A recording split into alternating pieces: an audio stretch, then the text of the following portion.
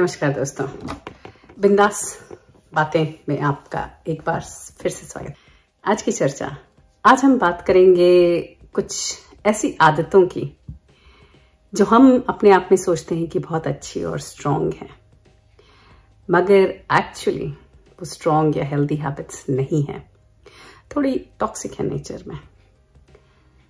कोशिश करूंगी जितनी मेरे दिमाग में है या जितनी मैंने महसूस करी है सबको कवर करने की, पर हो सकता है इक्का दुक्का छूट भी जाए या बहुत सारी छूट जाए। जो मैंने महसूस करी वो मैं आपको बताऊंगी। तो सबसे पहले, कुछ लोग नहीं होते जो अपने जो इमोशंस होते हैं उनको ओपनली किसी को दिखाते नहीं हैं। सबके सामने ना बड़े ही स्ट्रांग और काम नजर आते हैं, जबकि अंदर उनके खुद के अंदर उथल पुथल मची है, लेकिन वो किसी को कुछ बताते नहीं हैं। जब भी उनको देखो तो दे आर हैप्पी सेल्व्स। ये जो हैबिट है बहुत लोगों की होती है, ये अच्छी नहीं है। क्योंकि क्या है कि अगर आप अपने इमोशंस अंदर कैद करके रखते हो तो गलत चीज जहां भी होगी वहां कुछ ना कुछ गलती करेगी। तो अगर टॉक्सिक थॉट्स या जो आपकी जो उथल पुथल है दिमाग में वो आप अंदर ही रखोगे तो डेफिनेटली आपको वो स्ट्रेस कॉज करेगी। हाँ, ऊपर से आप बड़े हंस खेल रहे हो, सबसे बहुत अच्छे से मिल रहे हो, सामने वाले को नहीं समझ में आएगा कि आप दुखी हो या परेशान हो, क्योंकि आपने कभी वो अपना रूप दिखाया ही नहीं है। लेकिन अगर वो अंदर कैद है तो आपके शरीर पे असर करेगा, आपके दिमाग पे असर करता है, और ये अच्छी बात नहीं है। तो खास करके ऐसी चीजों में जिन लोगों से आप ट्रस्ट करते हैं, जिन लोगों को आप ट्रस्ट करते हैं, या जो आपके करीबी दोस्त हैं, रिश्तेदार हैं, फैमिली मेंबर्स हैं, अपना दुख सुख सब बांटें। सुख तो आप कोई नहीं रुकता बांटने से, लेकिन दुख भी बांटें। कहते हैं ना, दुख बांटने से हल्का होता है और सुख बांटने से बढ़ता है। तो चूके नहीं, अंदर पेंट रखने के में कोई बहादुरी या समझदारी नहीं है। तो दूसरा, कहते हैं ना कि लोग कि भाई वो तो बहुत इंडिपेंडेंट है, सब काम अपने आप देख लेती है, सब काम अपने आप कर लेती है या कर लेता है। कुछ हद तक अच्छी बात है, लेकिन वही है ना जो हर वीडियो में मैं कहती हूं कि जो अति है किसी चीज की, हर चीज की अति खराब है। तो अगर आप हर वक्त इंडिपेंडेंट हो, एकदम बिना किसी की जरूरत के आप आगे बढ़ते हो और आपको जरूरत ही नहीं है किसी की, तो कैसे चलेगा? हम बने तो कम्युनिटी और सोसाइटी और जो लोग हमें प्यार करते हैं या जो हमारे फ्रेंड्स हैं, इन सब से बने हैं ना। और फ्रेंडशिप कैसे स्ट्रांग होती है? जब आपको जरूरत हो आप उन्हें याद करें, जब उन्हें जरूरत हो वो आपको याद करें। जो अगर आपको कभी किसी की याद ही नहीं आती है, जरूरत ही नहीं महसूस होती, आप हर काम अपने आप करते हो, तो उसका क्या रिजल्ट होगा कि आपके जो क्लोज रिलेशंस हैं वो बनना बड़ा मुश्किल हो जाएगा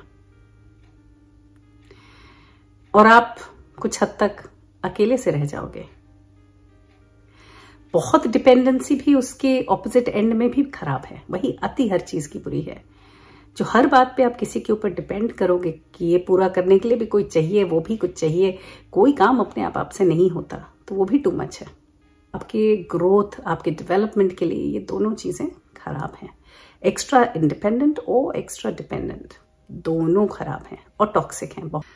तीसरा एक फैक्टर है जो बहुत लोगों में देखा गया है कि वो कोशिश करते हैं कि हर चीज उनके कंट्रोल में रहे, और ये मैंने छोटी कंपनीज में बहुत देखा है।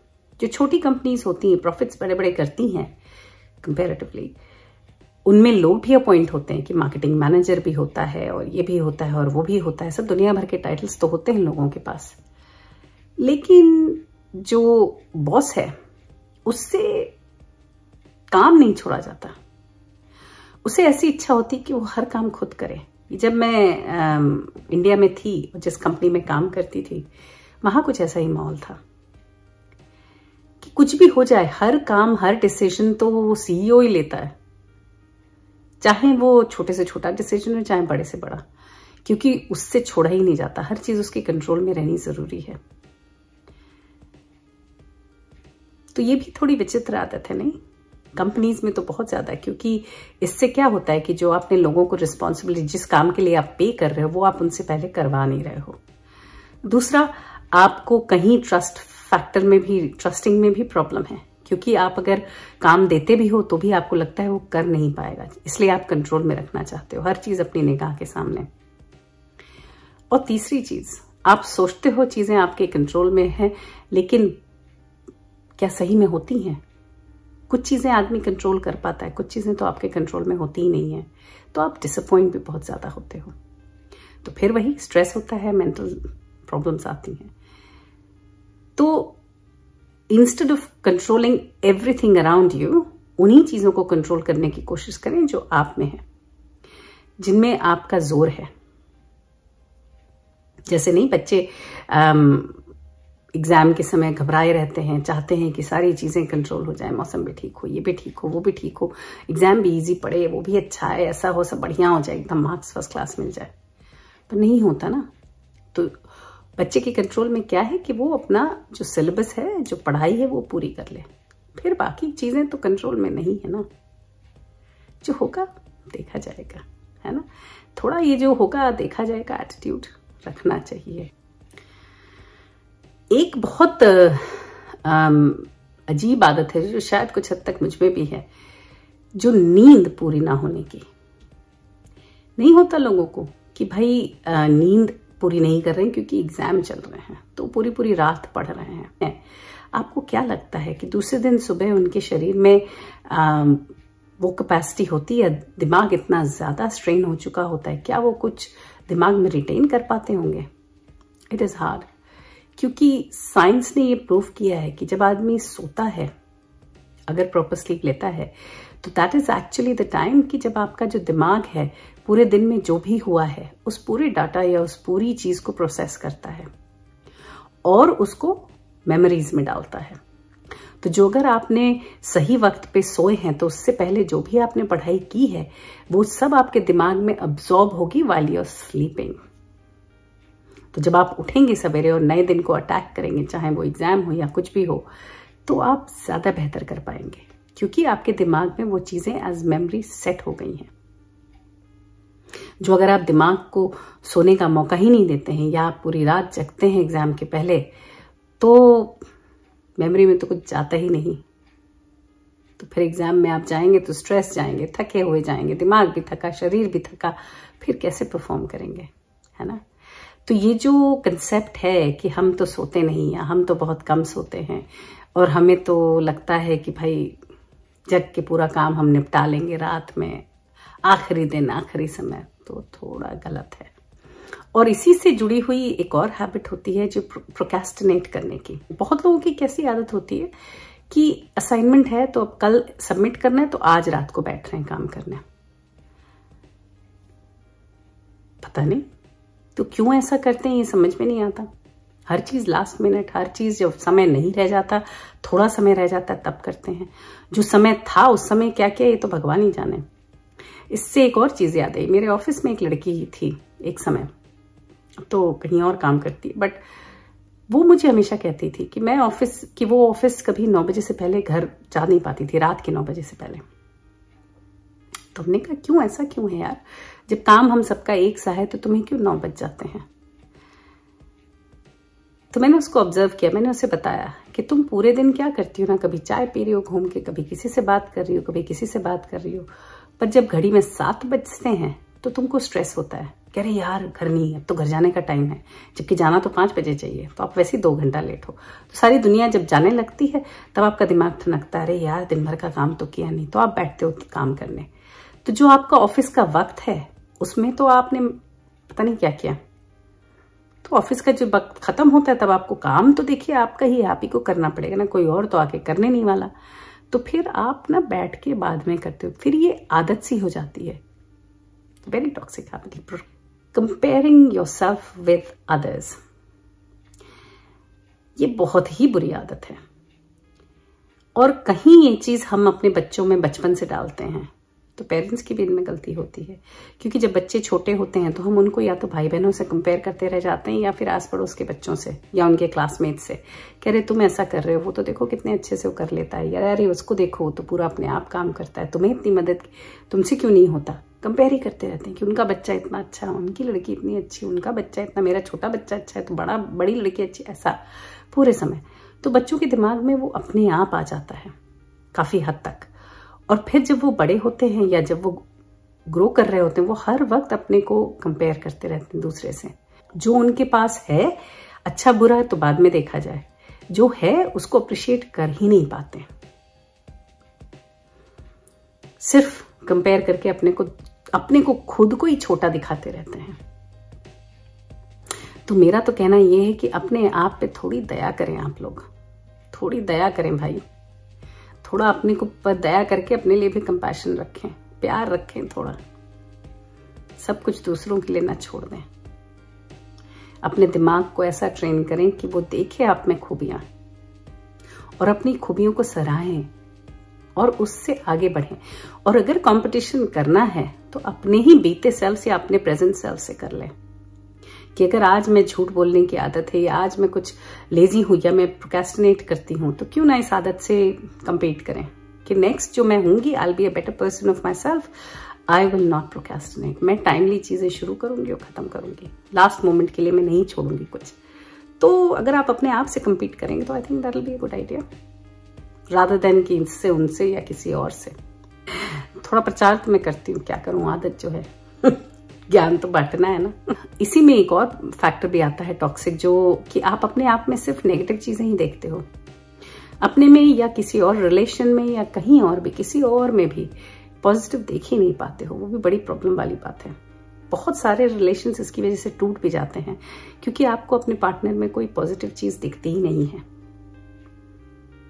सिर्फ नेगेटिव नेगेटिव नेगेटिव नेगेटिव। तो जब आप नेगेटिव पे फोकस करोगे तो फिर अच्छा देख ही नहीं पाते हो, ओवरलुक हो जाता है। तो चाहे हजारों चीजें अच्छी हो, वो सब खत्म हो जाती हैं और आप भी परेशान रहते हो, आपके आसपास जो हैं वो भी परेशान रहते हैं।